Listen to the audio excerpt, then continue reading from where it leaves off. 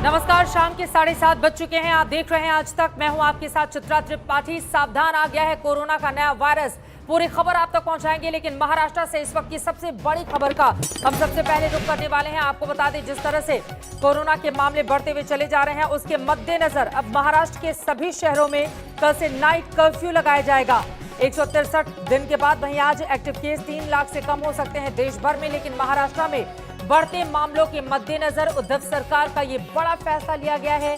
Corona की वजह से कर्फ्यू रात 11 बजे से लेकर सुबह 6 बजे तक नाइट कर्फ्यू का ऐलान किया गया है और ये नाइट कर्फ्यू 5 जनवरी तक चलेगा, यानी कि नए साल में भी ये नाइट कर्फ्यू महाराष्ट्र में लागू रहेगा।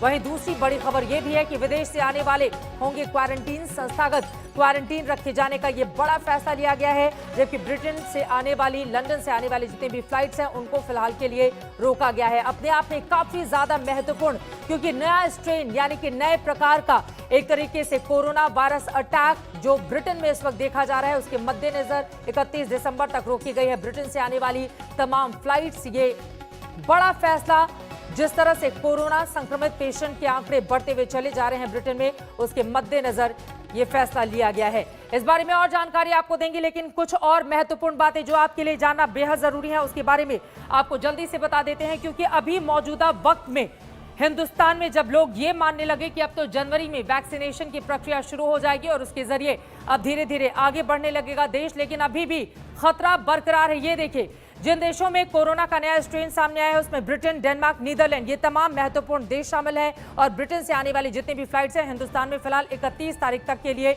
उनको रोक लगा दी गई है।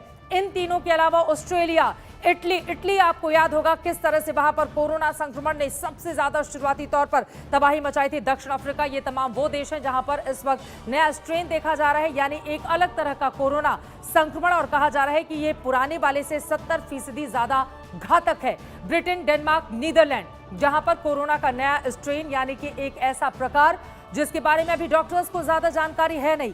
एक तरफ वो पुराना प्रकार जो चीन के वुहान से निकला था कोरोना वायरस, और अब दूसरी तरफ जो ब्रिटेन, इंग्लैंड को घेर रहा है, उसने तमाम देशों की चिंताएं बढ़ाकर रख दी हैं। और इसी वजह से ये अपने आप में काफी ज्यादा महत्वपूर्ण हो जाता है कि फिर आगे इस पूरे मामले में हिंदुस्तान कैसे निपटेगा। फिलहाल बड़ा फैसला लेते हुए, जैसा कि मैंने आपको जानकारी दी है, भारत की सरकार की ओर से फैसला लिया गया है कि 31 तारीख तक जितनी भी फ्लाइट्स हैं उनको रोके रखा जाएगा, यानी कि वो हिंदुस्तान में लैंड इंग्लैंड से नहीं कर पाएंगी। वहीं कोरोना कांड नित नया मोड़ ले रहा है, जैसा कि मैंने आपको जानकारी दी, और खबर है कि ब्रिटेन में कोविड का ये नया स्ट्रेन वहां के लोगों को परेशान कर रहा है। ये वायरस संक्रमण के मामले में मूल कोविड वायरस से 70% ज्यादा तेज है। खतरे को भांपते हुए कई यूरोपीय देश ने ब्रिटेन की फ्लाइट रोक दी है। भारत में भी नए खतरे पर अब मंथन शुरू हो गया है। ये रिपोर्ट देखिए। दुनिया में आएगी कोरोना की नई लहर। क्या बेकाबू है कोविड का नया स्ट्रेन?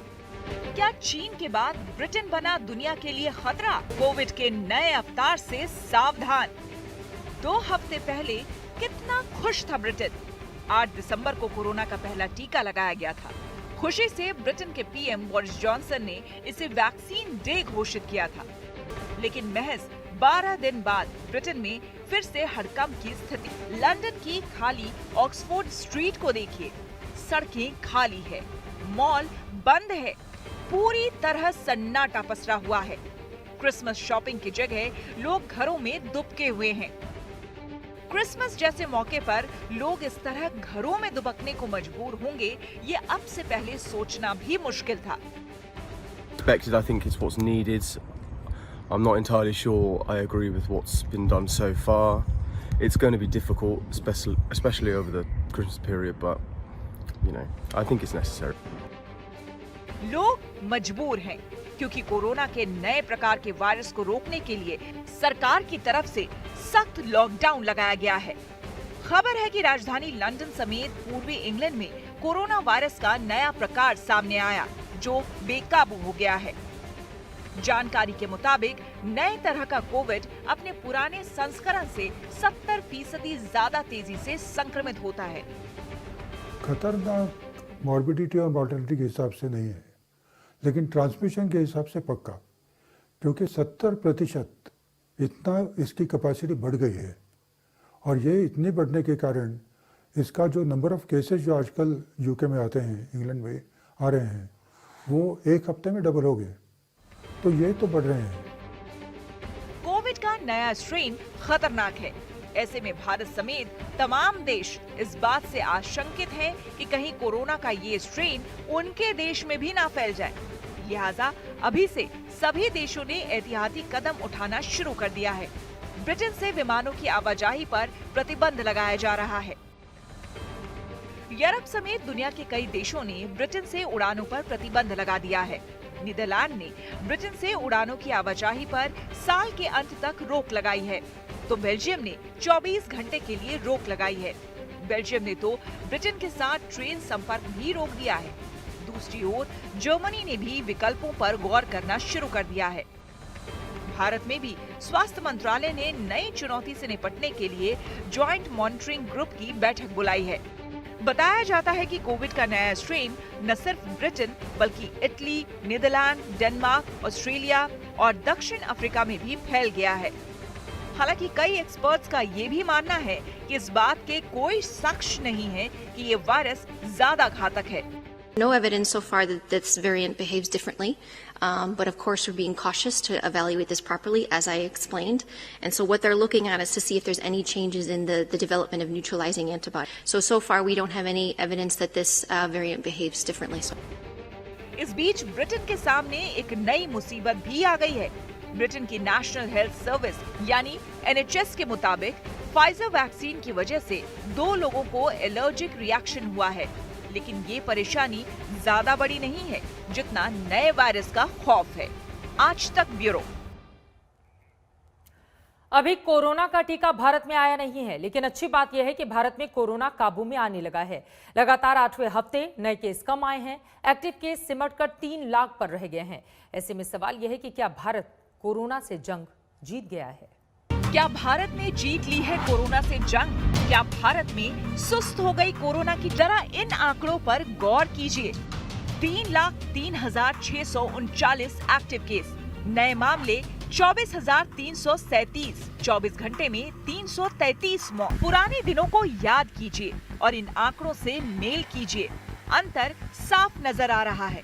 कहां तो एक दौर ऐसा भी था जब हर रोज 90,000 से ज्यादा नए मामले आ रहे थे, और अब ये दौर है जब लगातार 8वें दिन 30,000 से कम कोरोना केस दर्ज किए गए। तो क्या भारत कोरोना से जंग जीत गया है?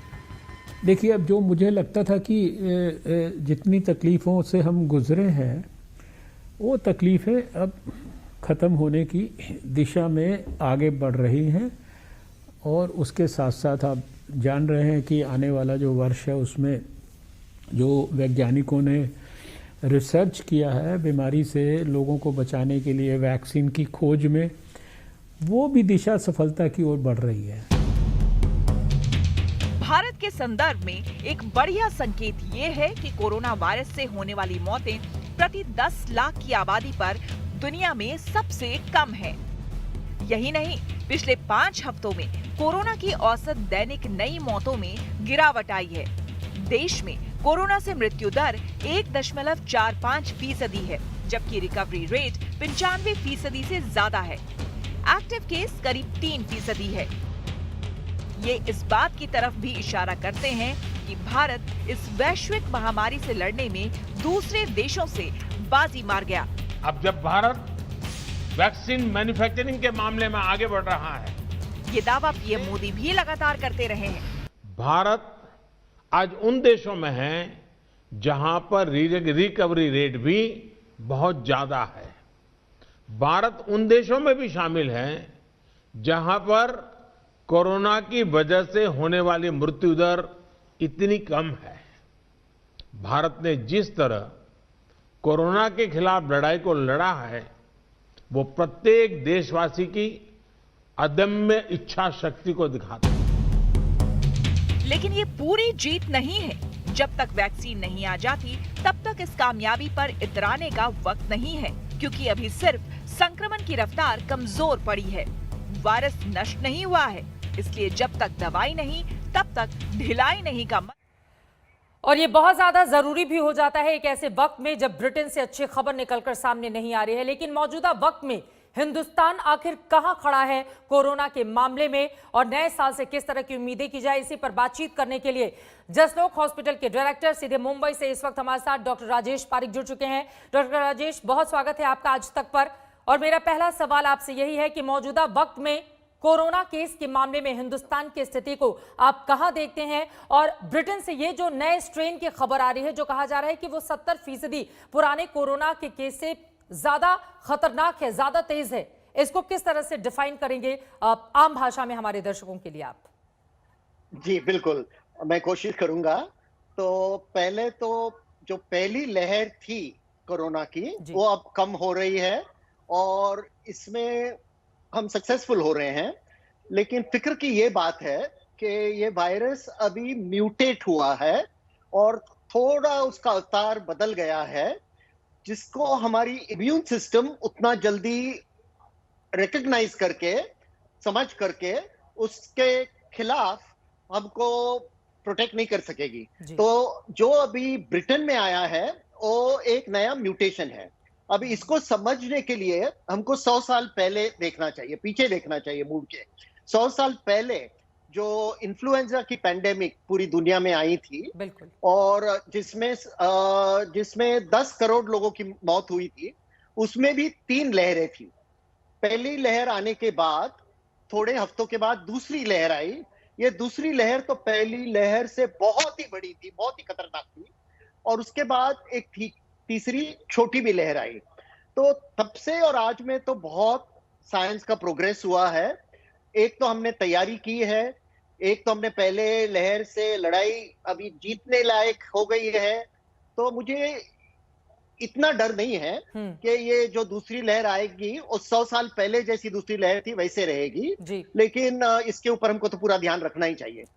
और इसी वजह से भारत सरकार की ओर से बड़ा फैसला भी लिया गया है कि ब्रिटेन से जितनी भी फ्लाइट्स आएंगी 31 तारीख तक के लिए उन पर रोक लगा दी गई है। लेकिन आपकी जहां पर मौजूदगी है, आपको बता दें कि महाराष्ट्र के ज्यादातर हिस्सों में नाइट कर्फ्यू का ऐलान किया गया है जो कल आधी रात से लागू हो जाएगा। महाराष्ट्र की स्थिति क्या कोरोना के आंकड़ों के मद्देनजर खराब हो रही है जिसके कारण ये फैसला उद्धव सरकार को लेना पड़ा? बिल्कुल, लेकिन चित्रा जी, मैं ये कर्फ्यू के बारे में नहीं पूरी तरह से समझ सकता हूँ, क्योंकि कर्फ्यू एक शब्द है। अगर कर्फ्यू हमको रखना है तो ज्यादा दिन में ही रखना चाहिए। रात को कर्फ्यू रख के उतना फायदा नहीं होता है, क्योंकि वैसे भी लोग इधर उधर घूमते नहीं है रात को। तो अभी क्या हुआ है, मुझे लगता है कि किसी को भी लॉकडाउन शब्द अभी इस्तेमाल नहीं करना है। तो हम लोग फिर दूसरे शब्द ढूंढ निकालेंगे और उसमें से कर्फ्यू एक शब्द रहेगा। तो मुझे इतनी आशा नहीं है कि रात को 5-6 घंटा कर्फ्यू लगाने से ज्यादा फायदा होने वाला है। अभी हाल ही में हमने देखा था, एक बार फिर से अगर मैं ब्रिटेन की बात करूं तो वहां पर 8 तारीख को वैक्सीनेशन की प्रक्रिया शुरू हो गई थी, सबने खुशी जाहिर की। और उसके बाद 12 तारीख को अचानक से इस नए स्ट्रेन की खबर सामने आती है और इस वक्त भी लंदन की सड़कों पर सन्नाटा पसरा हुआ है, लोग अपने घरों में दुबके हुए हैं। हिंदुस्तान को इस खतरे से जो विदेश से जो आहट आ रही है उससे कितना ज्यादा एहतियात बरतने की जरूरत है, और ऐसे में एक आम हिंदुस्तानी आज की तारीख में क्या करे? देखो, मैं आम हिंदुस्तानी के बारे में बात कर सकता हूं क्योंकि मैं भी एक आम हिंदुस्तानी हूं। और मैं क्या कर रहा हूं, मैं तो घर में हूं। मेरा सारा मेडिकल वर्क जितना हो सके मैं ऑनलाइन कर रहा हूं। मेरे जो मरीज है वो भी बहुत ही खुश है ऑनलाइन वर्क पर। उनको 2-3 घंटा जसलोक आना जाना नहीं पड़ता है, 1 घंटा मुझे मिलने के लिए बैठना नहीं पड़ता है। तो हमको अडेप्ट करना चाहिए और हमको जो भी प्रिकॉशंस हम लोग मार्च महीने में, अप्रैल महीने में, मई महीने में ले रहे थे उसको चालू रखना चाहिए। अभी क्या हो गया है कि पहले तो बहुत ही सावधान थे, अभी लोग हैरान हो गए हैं और सोच रहे हैं कि हमको आजादी चाहिए। लेकिन बाहर निकलने से और जो गलती हमने पहले की थी वो वापस वही गलती करने से बहुत ही खतरा है। बिल्कुल, पुरानी गलतियों से सबक सीखने की जरूरत है। लेकिन कोरोना का ये जो नया खतरा है उसके आहट के बीच स्वास्थ्य मंत्री डॉक्टर हर्षवर्धन ने आज एक खुशखबरी भी दी है। डॉक्टर राजेश पारिक, उन्होंने कहा है कि जनवरी में किसी भी हफ्ते से कोरोना का टीकाकरण शुरू हो सकता है।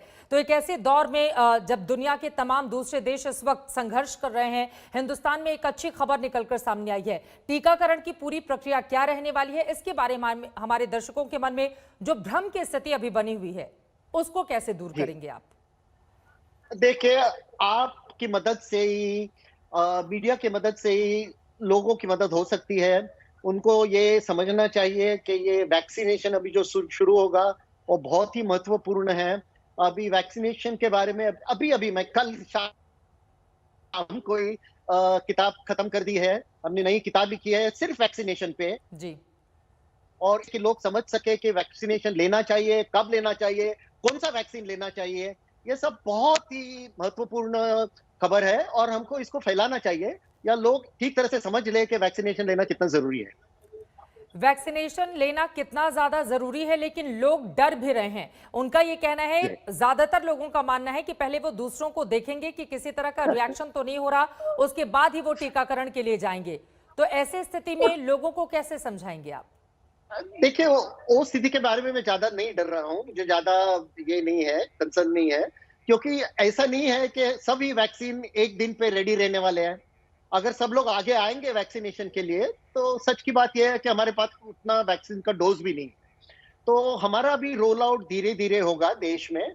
तो जितने लोग पहले आएंगे वो अच्छी बात है, जिनको थोड़ा देर रुक के देखना है वो भी ठीक है। लेकिन ये देखना चाहिए कि वैक्सीनेशन हिस्टोरिकली गए 200 साल में क्या फायदा हुआ है। जो स्मॉल पॉक्स की बीमारी थी जिससे इतने करोड़ों लोग मरे हैं, उसको वैक्सीनेशन से अभी हमने कंप्लीटली इरेडिकेट कर दिया है जी। और कम से कम 100 करोड़ लोगों की मौत बच गई है स्मॉल पॉक्स से। तो हमको पीछे भी देखना चाहिए, अभी भी जो हो रहा है वो देखना चाहिए। और ठीक है, कोई लोग जिसको हम रिस्क एवर्स बोलते हैं, जिनको ज्यादा रिस्क नहीं लेना है, वो रुकेंगे तो कोई प्रॉब्लम नहीं है, क्योंकि हमारे पास उतने डोज भी तैयार नहीं है। बिल्कुल।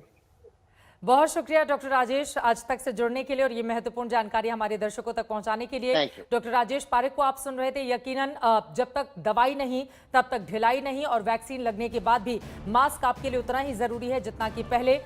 धीरे धीरे ही सही जिंदगी पटरी पर आए, इसी उम्मीद के साथ एक छोटे से ब्रेक के लिए हम रुकेंगे, फौरन लौटते हैं। इससे जुड़ी हुई हर एक जानकारी आज तक लगातार आप तक पहुंचाता रहेगा। आप देखते रहिए आज तक।